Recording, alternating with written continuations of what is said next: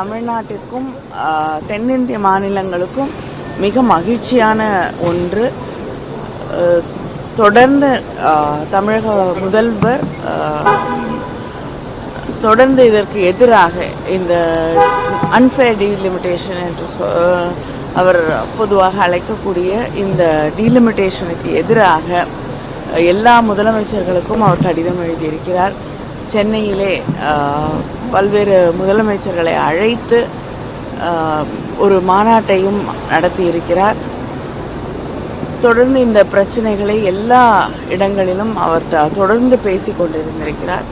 இப்படிப்பட்ட ஒரு சூழலிலே பெண்களுக்கான இடஒதுக்கீட்டு மசோதாவையும் டீலிமிட்டேஷனையும் தொகுதி மறுசீரமைப்பு இது இரண்டையும் ஒரு பில்லாக ஒன்றாக இணைத்து இதை லிங்க் பண்ணி கொண்டு வந்து இன்னைக்கு பிஜேபி இந்த நாட்டில் இருக்கக்கூடிய பெண்களை ஒரு கேடயமாக பயன்படுத்தி இந்த டீலிமிட்டேஷன் அப்படிங்கிற எக்ஸசைஸை அவங்க பண்ணுறதுக்கு முயற்சி செய்தார்கள்.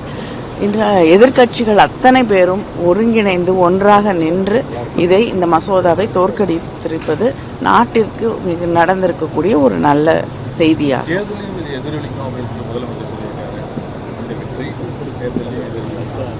நிச்சயமாக இது தேர்தலுக்கான ஒரு களப்பிரச்சனையாக இல்லாமல் இருந்தாலும் அவர்கள் யார் என்பது அதிமுக இதை ஆதரித்து இருக்கக்கூடிய ஒரு சூழலிலே அவர்களையும் மக்களுக்கு அடையாளம் காட்டி இருக்கக்கூடிய ஒரு நிகழ்வாக இது மாறி இருக்கிறது. மசோதால இந்தியா கூட்டணி இந்திய பெண்களுக்கு அநீதி இழைச்சது அப்படின்னு சொல்லி அமித்ஷா அநீதி இழைத்திருப்பது பிஜேபி.